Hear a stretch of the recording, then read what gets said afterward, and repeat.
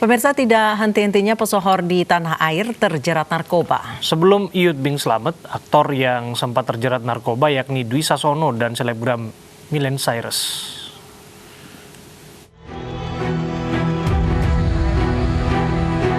Aktor Dwi Sasono yang terjerat kasus penyalahgunaan narkoba dan menjalani rehabilitasi di Rumah Sakit Ketergantungan Obat Cibubur, Jakarta Timur selesai direhabilitasi akhir November lalu. Dengan menahan tangis haru, Dwi Sasono akhirnya keluar dari Rumah Sakit Ketergantungan Obat RSKO dan dapat menghirup udara bebas usai menjalani rehabilitasi selama 6 bulan. Pada 26 Mei lalu, Dwi Sasono ditangkap saat narkoba Polres Metro Jakarta Selatan atas kepemilikan narkoba jenis ganja seberat 16 gram. Selebgram Miley Cyrus juga terjerat narkoba.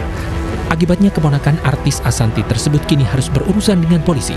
Miley Cyrus ditangkap di salah satu hotel di Jakarta beserta barang bukti sabu seberat 0,36 gram.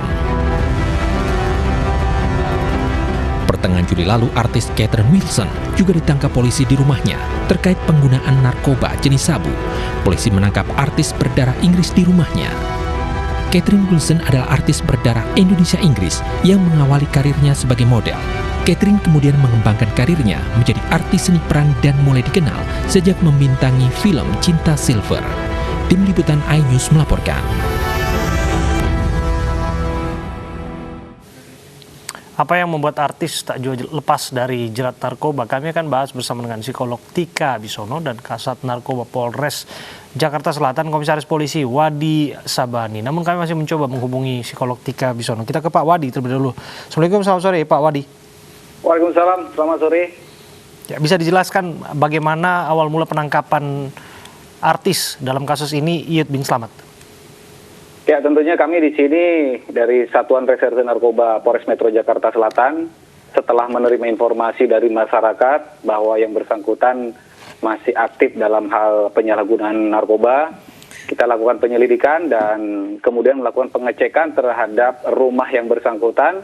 Dan ketika kita lakukan pengecekan, ternyata didapati barang-barang yang tadi sudah disampaikan di awal, yaitu perangkat alat hisap sabu yang bekas pakai, kemudian dengan korek gasnya, dan tentunya untuk barang sabunya memang tidak ada karena sudah habis dipakai.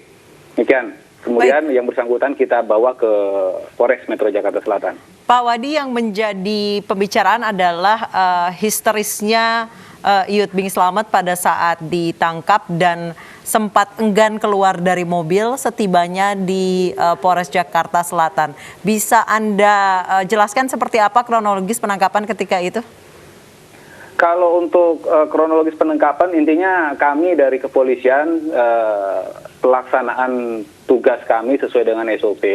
Namun namanya orang atau masyarakat, termasuk IBS ini ketika mau diamankan, mau kita bawa, tentunya ya yang bersangkutan terlihat shock dan tidak terima, sehingga efeknya ya seperti yang ada di video sampai menangis, seperti itu, Mbak.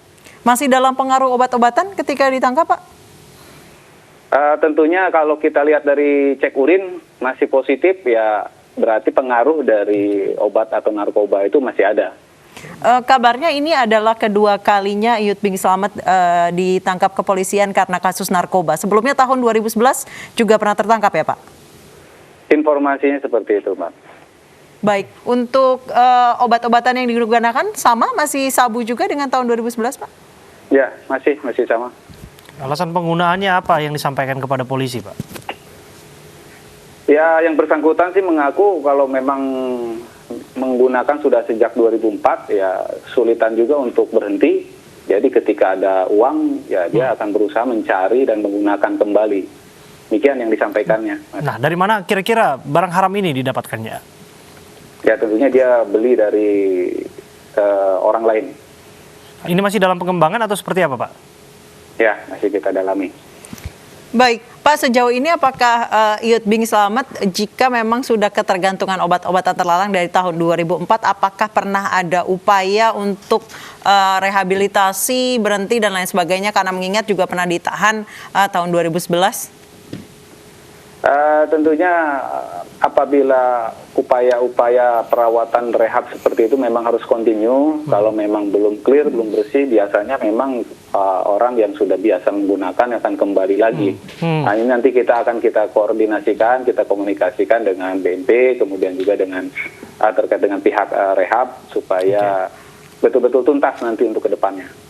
Artinya dalam kasus yang sama, tersangka pernah tersandung menggunakan narkoba, kemudian tertangkap lagi menggunakan narkoba, ini bisa dijadikan faktor pemberat?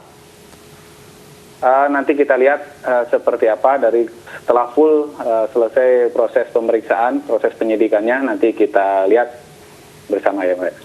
Baik, kami juga sudah tersambung dengan psikolog Mbak Tika Bisono. Selamat sore Mbak Tika. Selamat sore. Baik, Mbak Tika, kalau misalnya lihat dari video yang tersebar saat Iyut Bing Slamet ini ditangkap, apakah ini memang terlihat seperti orang yang depresi hingga akhirnya menggunakan obat-obatan teralang atau seperti apa, Mbak? Mengingat usianya sudah tidak muda lagi, sudah di atas 50 tahun. Oke. Ini kebetulan muka sudah ada di saya, bisa lihat nggak ya? Oke. Iya, jadi kalau dari orang-orang yang usia di atas 20 dan dia pengguna, tentunya akan terlihat ya, karena kalau umur segitu itu kan berarti dia pakainya udah lama ya. Kalau yang baru-baru sih memang tidak terlihat. Itu yang tadi pertanyaannya itu ya, kalau nggak salah ya. Mbak Tika?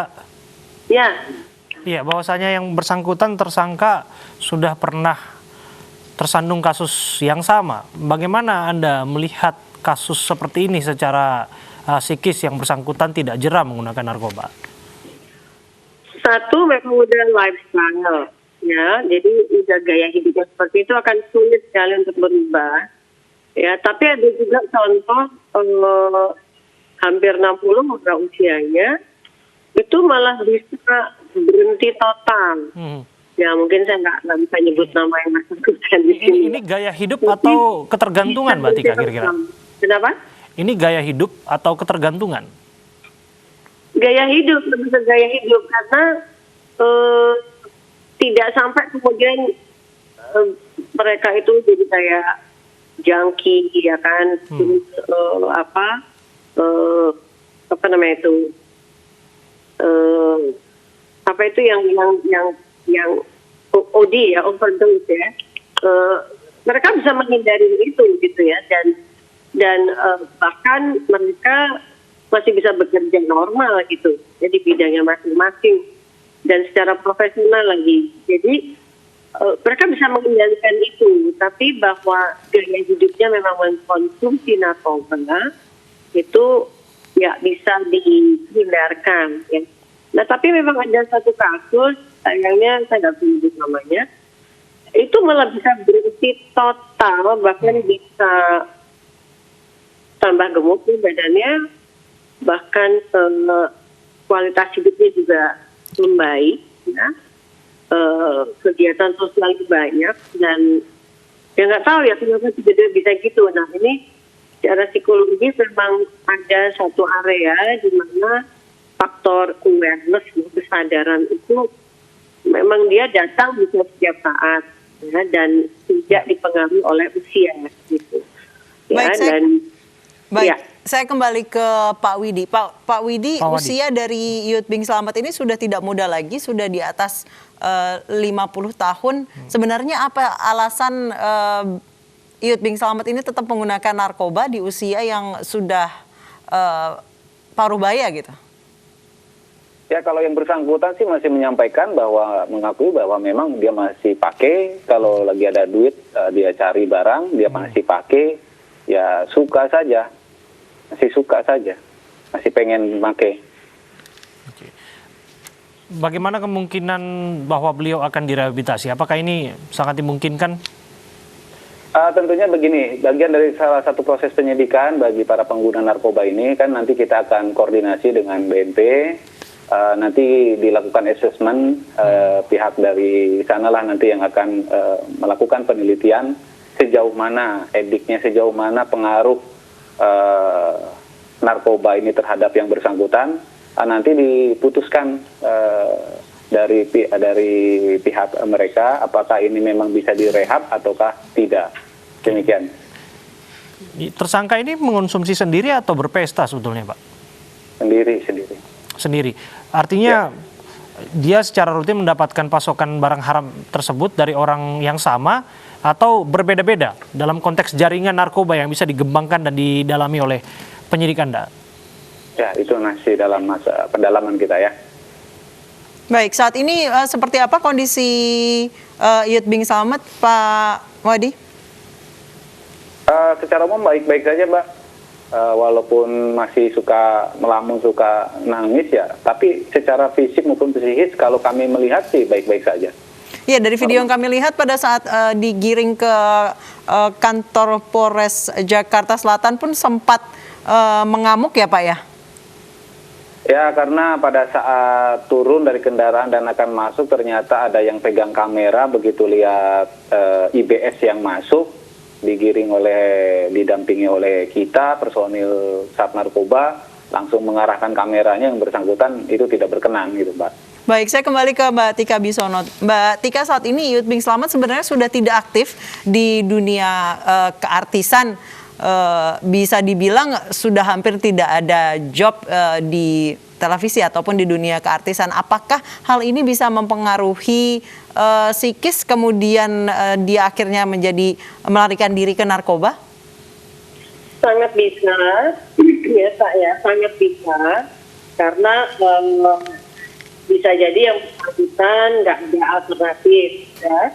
Jadi ketika pekerjaan di dunia keartisan yang biasanya dia lakukan itu hilang dan nggak ada pengganti ya, nah itu akan memang merusak atau mendistorsi self esteemnya dia. Jadi rasa terhargai, rasa dia mampu, rasa dia mengendalikan itu dia turun gitu ya. Dan biasanya orang survei kan kalau kreatif bisa pengganti ada ya kan. Nah ini sebenarnya kalau ngomong artis, saya sih selalu melihat mereka sebagai sosok yang super kreatif gitu ya. Jadi kalau satu pintu tertutup, ada pintu lain yang selalu terbuka gitu. Dan keartisan, kreatifan itu nggak ada batasnya gitu ya. Okay. Kalau Mbak Tika, kalau soal penggunaan narkoba memang tidak hanya dari latar belakang profesi artis saja, namun dari berbagai kalangan. Tapi berbicara soal artis ini kan selain bahwa bisa dipidana atau nanti lain hal direhabilitasi, ada sanksi sosialnya juga. Expose media seperti ini. Mengapa lantas para artis ini tidak jera? Apakah memang expose media yang memberikan sanksi sosial yang secara tidak langsung akan memancing cibiran dari banyak orang ini tidak membuat rekan-rekannya berhenti untuk menggunakan barang haram ini? Sayangnya dunia keartisan ya yang pernah saya juga ngalamin itu kan memang eksklusif ya, dan jarang sekali kemudian ada intervensi pihak lain gitu, karena memang ini eksklusif sekali gitu ya. Nah kalau misalnya ada yang terbuka terhadap pihak lain, itu kan ada masukan yang lain yang bisa membantu mereka punya mindset yang berbeda, ya kan? Nah, tapi sebenarnya kan enggak. Jadi apa-apa itu hanya dari diri sendiri, gitu, ya kan? Makanya kenapa dan efek jerah itu kan sebenarnya kita harap mereka berhenti, gitu, ya. Tetapi kan setiap individu itu punya masalah-masalah yang penanganannya itu rata-rata nggak bagus. Nah, kalau udah di dunia keartisan itu kan benar-benar ngider kan, gitu ya. Benar-benar tuh ngider di situ. Dan yang juga selalu heran, kenapa sih lo dikasih jalan keluar narkoba, lo main iya aja gitu. Ini bahkan aktif papan atas gitu ya kan, yang udah menawarkan lagi. Dan ketika biasa kan kalau di media ada polisi, kan disorot lah mukanya gitu. Ada yang masih ya dirasa bahwa nggak apa-apa lah, emang yang kayak gini nggak cuma gue gitu Baik. ya. Nah, apakah itu yang mereka rasain? Bisa jadi. Tapi yang saya berharap sebenarnya siapapun ya, ini nggak cuma artis, mereka berpikir bahwa ada keluarga yang mereka cederai. Ya, ada anak, ada suami istri, ada orang tua, ada sahabat yang mereka sakiti gitu ya, seolah-olah orang-orang ini tidak berperan di dalam kehidupan mereka ketika mereka sedang punya masalah gitu ya. Ya kan, sebenarnya kan lari ini ya ke orang-orang yang mereka percaya, bukan lari ke narkoba dong. Dan bukan ke psikolog juga, bukan ya. Jadi Baik. ke orang-orang yang mereka percaya, they trust, ya, yang dekat gitu loh. Ya orang-orang ini kan pengen banget berandil untuk membantu, untuk memberi jalan keluar ya, untuk memberi pencerahan, dan tidak harus religius juga gitu. Bisa jadi sekedar omongan hangat dari sahabat gitu. Baik, Tapi bukan Mbak Tika? sahabat artis ya, sahabat dari kecil misalnya gitu. Mbak Tika, kalau misalnya lihat saat ini Iyut Bing Slamet sudah menggunakan, tadi keterangan dari Pak Wadi bahwa Iyut Bing Slamet sudah menggunakan narkoba sejak tahun 2004. Sebenarnya sudah belasan tahun berarti Iyut Bing Slamet ini menggunakan narkoba. Sejauh ini apa sih Pak, Bu, yang bisa membuat orang ini bisa keluar dari jeratan narkoba, padahal kita lihat usianya juga sudah tidak lagi muda gitu. Ya, kalau dari bahasan buku saya ya, kebetulan saya juga membuat buku judulnya Hajar Narkoba ya. Di situ saya tulis bahwa semua mulai dari stres ya, semuanya awalnya. Nah, masalahnya stres itu kan nggak bisa dibiarkan tumbuh secara konsisten. Terus stres itu diemban oleh seorang manusia, nggak bakal kuat. Mental manusia itu sekuat-kuatnya dia pasti jatuh. Nah, pertanyaan kritis saya nih ya, Kak. Geng keluarga kemana ya? Geng sahabat kemana ya? Geng, oke, karena bergiatnya di mungkin perfilman. Geng produser, geng teman-teman produksi. Don't they care gitu ya, kepedulian terhadap, bukan terhadap keterlibatan dan narkoba, bukan. Kepedulian terhadap ketika lagi stres itu stres ecek-ecek sebenarnya awalnya.